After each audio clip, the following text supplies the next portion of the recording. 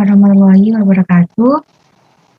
Kami akan menjelaskan aplikasi mikrobiologi industri tentang mikroskopi. Sebelumnya, perkenalkan kami dari grup F, Paralel E, dan saya pada Anis Puria, NPM 1903 10 10 189. Dan saya Yustika Cendrakania, NPM 1903 10 10 190. Ya, pertama di sini ada definisi dari mikroskopi. Mikroskopi sendiri adalah merupakan bidang teknis penggunaan mikroskop untuk melihat sampel dan objek yang tidak dapat dilihat dengan mata telanjang. Dalam arti, objek yang tidak berada dalam kisaran resolusi mata normal. Mikroskop merupakan peralatan yang sering digunakan di laboratorium dan berfungsi untuk mengamati suatu objek yang sangat kecil dengan cara melakukan perbesaran bayangan objek dengan menggunakan lensa. Prinsip dari mikroskop, di mana prinsip kerja dari alat mikroskop adalah berdasarkan pembiasan 2 kali, yaitu pada lensa objektif dan pada lensa okuler.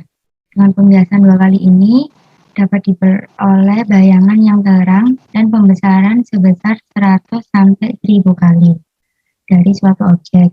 Selain itu, prinsip kerja dari mikroskop adalah dari cahaya yang dibiaskan oleh lensa kondenser. Setelah melewati lensa kondenser, sinar mengenai spesimen dan diteruskan oleh lensa objektif. Sinar yang diteruskan oleh lensa objektif ini akan ditangkap oleh lensa okuler dan diteruskan pada mata atau kamera. Berikutnya ada macam-macam mikroskop. Berdasarkan sumber cahayanya, mikroskop terbagi menjadi 2, yaitu mikroskop cahaya dan mikroskop elektron. Mikroskop cahaya merupakan mikroskop yang semuanya menggunakan sistem lensa optis yang mencakup mikroskop medan terang, mikroskop medan gelap, mikroskop fluoresensi, dan mikroskop perbeda fase atau fase kontras. Untuk mikroskop elektron merupakan mikroskop yang dapat memberikan perbesaran yang jauh lebih besar daripada mikroskop cahaya. Hal ini karena mikroskop elektron memiliki daya listrik yang lebih besar, karena berkas-berkas elektron yang dipergunakan untuk perbesaran mempunyai panjang gelombang yang sangat pendek dibandingkan dengan cahaya. Kemudian ini adalah bagian dari mikroskop. Untuk bagian A adalah lensa okuler, gunanya untuk memperbesar bayangan benda dari bayangan yang dibentuk oleh lensa objektif. Untuk tabung mikroskop, untuk mengatur fokus dan menjadi penghubung antara lensa okuler dengan lensa objektif. Bagian C adalah revolver, untuk mengganti lensa objektif dengan perbesaran yang diinginkan. Kemudian lensa objektif berfungsi sebagai memperbesar bayangan dari objek. Untuk bagian E adalah meja mikroskop, yaitu fungsinya meletakkan benda yang akan diamati. Klip berfungsi untuk menjepit kaca yang melapisi objek agar objek tidak mudah bergeser. Kemudian untuk kaki mikroskop berfungsi sebagai menopang mikroskop agar tetap stabil. Untuk cermin berfungsi sebagai mencari, mengumpulkan, dan mengarahkan sinar pada objek yang akan diamati, serta untuk memantulkan cahaya agar sumber cahaya cukup terang. Untuk diafragma berfungsi sebagai mengatur banyaknya atau sedikitnya cahaya yang akan dipantulkan ke reflektor menuju atas dan ke objek yang akan diamati. Kemudian untuk bagian C adalah lengan mikroskop sebagai pegangan ketika mikroskop akan dipindahkan. Untuk mikrometer berfungsi untuk mempertajam bayangan benda dengan menggerakkan tabung secara perlahan. Untuk makrometer berfungsi sebagai memperjelas bayangan dengan menggerakkan tabung secara cepat dan tepat.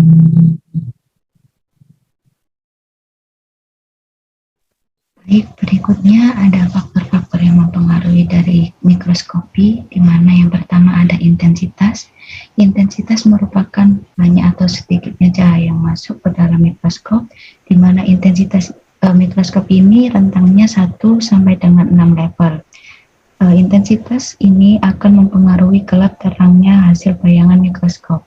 Kemudian berikutnya ada pencahayaan. Faktor pencahayaan di sini ada kaitannya dengan panjang gelombang sinar atau cahaya Michiko Ibniu, di mana warna merah memiliki panjang gelombang yang paling besar dan semakin ke bawah atau ke arah ungu semakin kecil. Semakin kecil atau semakin pendek panjang gelombang, maka dapat dipastikan cahaya atau gelombang tersebut merupakan cahaya yang paling bagus untuk digunakan sebagai pencahayaan mikroskop. Kemudian berikutnya ada faktor filter, di mana filter memiliki berbagai macam warna seperti merah, jingga, kuning, hijau, biru yang digunakan untuk menyaring warna sehingga didapatkan warna sesuai filter. Filter biasanya berbentuk bulat dan diletakkan di diafragma. Yang terakhir ada faktor berupa objek yang diamati, di mana objek yang diamati dengan mikroskop ini disarankan merupakan objek yang kecil dan tipis karena agar dapat ditembus oleh cahaya mikroskop. Kemudian pengaplikasian dari mikroskop biasanya digunakan dalam bidang kesehatan untuk mengidentifikasi mikroorganisme dan memainkan peran penting dalam membantu memajukan pemahaman manusia melalui penelitian serta menjadi alat sehari-hari untuk kontrol kualitas dalam industri dan diagnosis di klinik.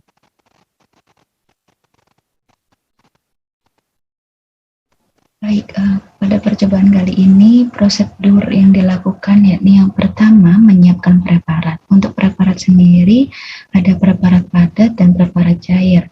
Untuk preparat padat itu prosedurnya yang pertama disayat tipis lalu diletakkan di objek glass, kemudian ditutup dengan tape glass.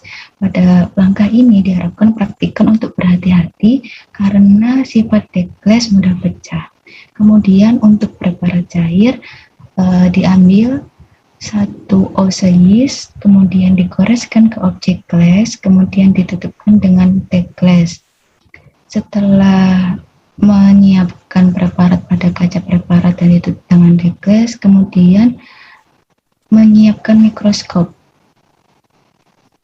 Yang pertama dengan cara menyalakan mikroskop, kemudian mengatur pencahayaan, mengatur sekrup meja preparat, dan mengatur perbesaran lensa objektif. Kemudian setelah itu mengambil preparat dan diletakkan di meja preparat, kemudian diatur letaknya menggunakan sekrup meja preparat. Yang terakhir melakukan pengamatan.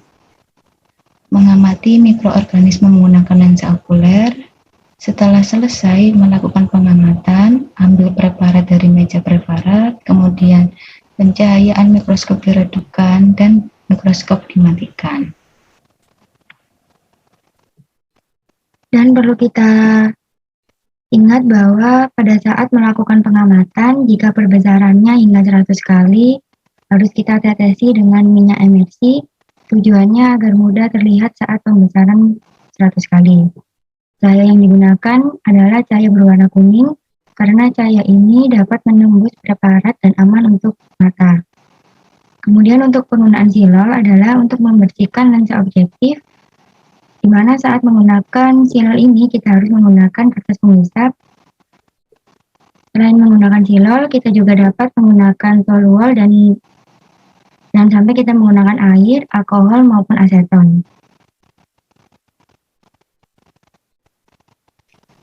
Baik, ini adalah hasil dari pengamatan percobaan kami dengan menggunakan mikroskop. Yang pertama ada bahan yang berupa yeast, kemudian ada jagung, air got, tepung beras. Yang pertama ada yeast. Bentuk atau struktur dari sel yeast yaitu berbentuk kokus, membentuk koloni, tidak berinti sel, kemudian perbesaran objektif 40 kali dan perbesaran okuler 10 kali. Kemudian berikutnya ada struktur sel jagung, di mana struktur sel jagung ini diambil ketika perbesaran objektif 40 kali dan perbesaran okuler sebesar 10 kali. Di sini terlihat struktur mikroskopis dari jagung yaitu berbentuk bulat, dan tidak berinti sel. Berikutnya ada struktur sel dari air got, yang mana struktur sel ini diambil ketika perbesaran objektif 40 kali dan perbesaran okulernya 10 kali. Didapatkan bentuk mikroskopis dari air got, yaitu tidak berkoloni, berbentuk basil, dan kemudian tidak berinti sel. Selanjutnya ada struktur dari tepung beras, di mana gambar dari struktur mikroskopis tepung beras ini diambil dengan perbesaran objektif 40 kali dan perbesaran okulernya 10 kali. Diperoleh struktur sel mikroskopis tepung beras, yaitu berbentuk bulat dan tidak berinti sel. Kemudian ada struktur sel dari kentang, di mana bentuk mikroskopisnya adalah berinti sel dan berbentuk bulat dengan melakukan perbesaran objektif sebesar 40 kali dan perbesaran okuler sebesar 10 kali. Kemudian ada bentuk sel dari kapuk, di mana bentuk mikroskopisnya adalah berbentuk serabut, tidak berinti sel dengan pembesaran objektif sebesar 40 kali dan perbesaran okuler 10 kali. Kemudian untuk kapas dengan bentuk mikroskopisnya adalah berbentuk serabut, tidak berinti sel, dan melakukan pembesaran objektif 40 kali dan perbesaran okuler 10 kali. Untuk sel bawang merah, bentuk mikroskopisnya adalah berinti sel, berbentuk lonjong, dengan perbesaran objektif 40 kali dan perbesaran okuler sebesar 10 kali. Sekian dari kami. Apabila ada kekurangan dan kesalahan, kami mohon maaf. Wassalamualaikum warahmatullahi wabarakatuh.